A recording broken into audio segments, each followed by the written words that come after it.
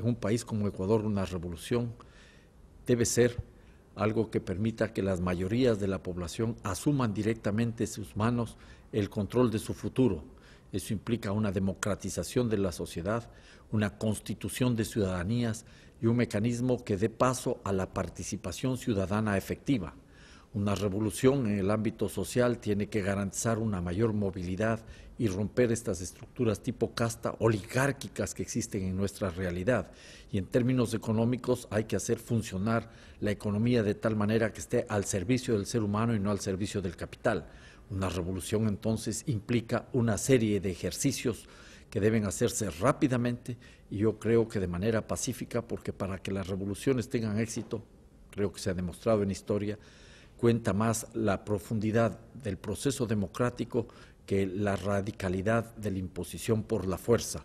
En ese contexto, la revolución en el Ecuador está planteada, está en marcha en algunos campos y faltaría todavía profundizar en otros. Todavía falta coherencia en muchos aspectos. El socialismo tiene que apuntar a un proceso de revolución y la revolución va a ser de alguna manera permanente porque siempre va a que mejorar algo en la sociedad.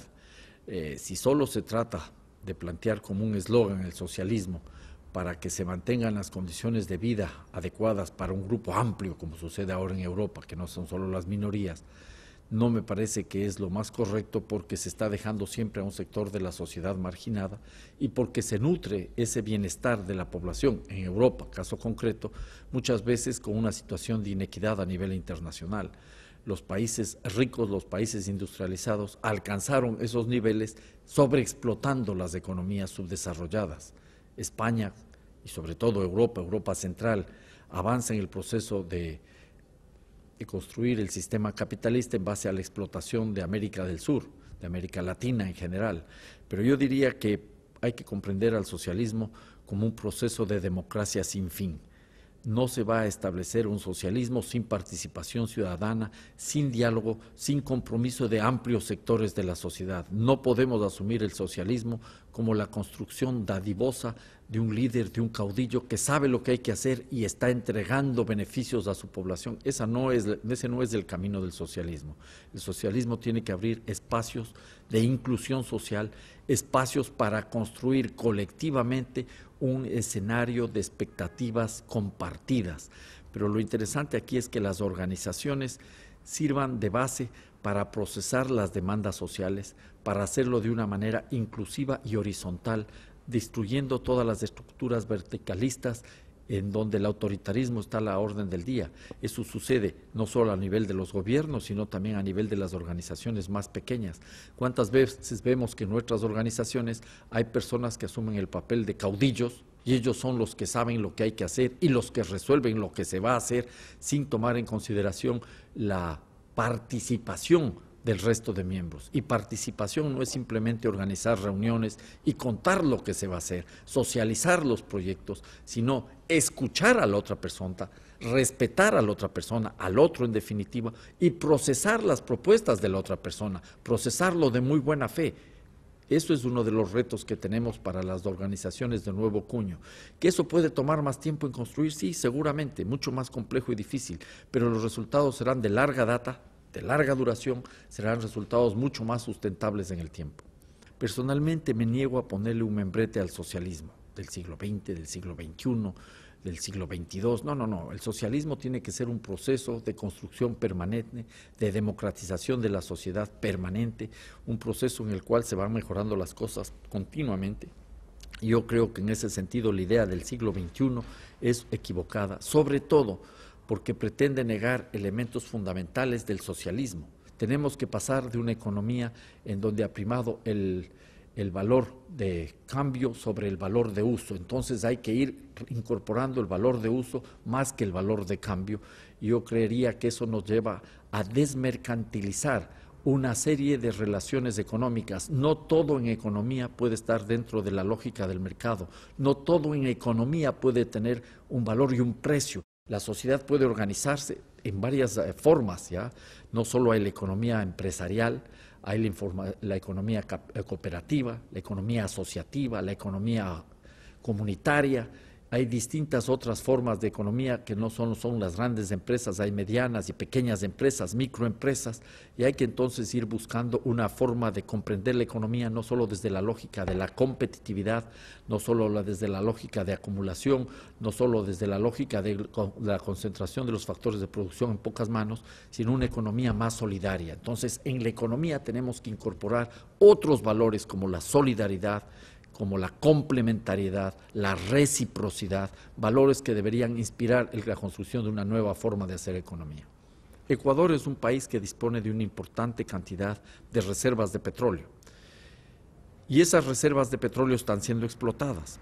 El Ecuador extrae el crudo, vende el crudo en el mercado internacional e importa derivados de petróleo, lo cual es una verdadera barbaridad, porque nosotros vendemos materia prima que luego sirve para elaborar los derivados de petróleo que necesitamos importarlos porque la capacidad de refinación en el Ecuador es insuficiente.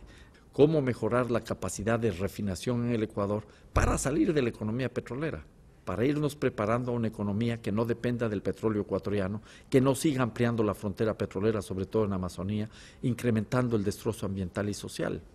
Construir proyectos eléctricos de generación de electricidad que no estén sustentados en la quema de derivados de petróleo como es el diésel y el búnker. Entonces, ahí hay que avanzar hacia proyectos hidroeléctricos, al aprovechamiento de la energía solar, de la energía eólica, de la geotermia, de la mareomotriz. Tenemos que ir pasando de una economía que produce y exporta bienes primarios a una economía que incorpore bienes con valor agregado, con valor interno propio, que se quede dentro del país. Ese es el gran reto que tiene la economía ecuatoriana. Cuando se produjo la glaciación en el planeta, los casquetes polares se extendieron en gran parte de Europa, se extendieron en casi toda Norteamérica, se extendieron por Sudamérica, ¿ya?